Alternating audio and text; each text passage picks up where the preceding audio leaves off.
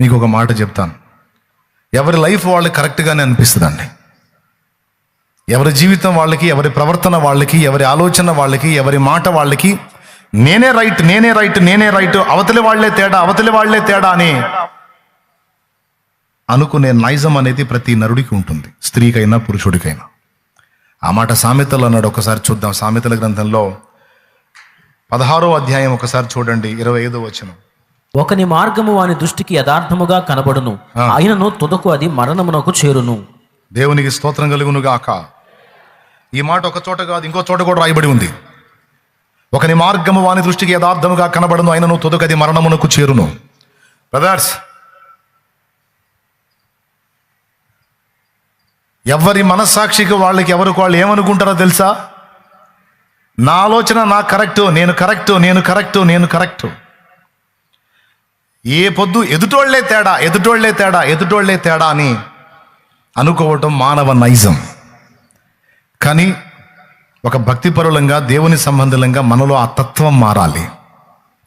ఒకప్పుడు దేవుని ఎరగని స్థితిలో నేను కరెక్టు, నా రూట్ కరెక్టు, నా మాట కరెక్టు, నా ఆలోచన కరెక్టు, నేను చేసేవన్నీ కరెక్టు అనుకున్నాం ఒకప్పుడు దేవుని ఎరగని స్థితిలో. కానీ దేవుని ఎరిగిన తర్వాత ఇప్పుడు మనం ఫస్ట్ గుర్తించాల్సింది ఏంటో తెలుసా? మన ప్రవర్తనను మనమే విమర్శించటం, పరిశీలించటం, పరీక్షించటం. మన ప్రవర్తనను మనమే కనిపెట్టుకోవటం. చూడండి ఒకసారి అదే వచనం పైన చూడు, 17వ వచనం చదువు.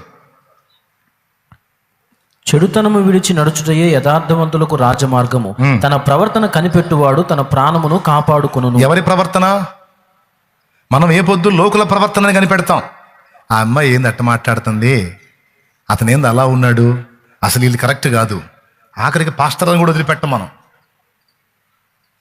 మామూలు కొవ్వు కాదు, ఆఖరికి పాస్టర్లను కూడా కామెంట్ చేసేస్తాయి, విమర్శించేస్తాయి, తేలికగా ఆలోచించేస్తాయి. సరే, పాస్టర్లు, విశ్వాసులు, సంఘం, అన్యులు ఇవన్నీ పరిశీలించి వీళ్ళ ప్రవర్తనని కనిపెట్టమన్నాడా, లేకపోతే ఫస్ట్ నీ ప్రవర్తనను కనిపెట్టుకోమన్నాడా? ఏం చెప్పాడు? నోరు తెరిచి చెప్పండి అమ్మా. అలాగే ప్రభు బల్ల దగ్గర ఏం చెప్పాడు? మనలను మనమే విమర్శించుకున్న ఎడల తీర్పు పొందకపోదుము అన్నాడు.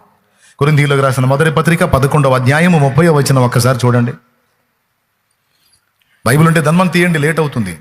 ఇందువల్లనే మీలో అనేకులు బలహీనులు, రోగులనై ఉన్నారు, చాలా మంది నిద్రించుచున్నారు. ఎందుకు? వివేచన లేకుండా ప్రభు బలలో చేయి వేయటం వల్ల. అయితే మనలను మనమే విమర్శించుకునే ఎడల తీర్పు పొందకపోదు. అది మన ప్రవర్తనను మనమే కనిపెట్టాలి, మనల్ని మనమే విమర్శించుకోవాలి, మనకు మనమే బుద్ధి చెప్పుకోవాలి, మనల్ని మనమే గద్దించుకోవాలి.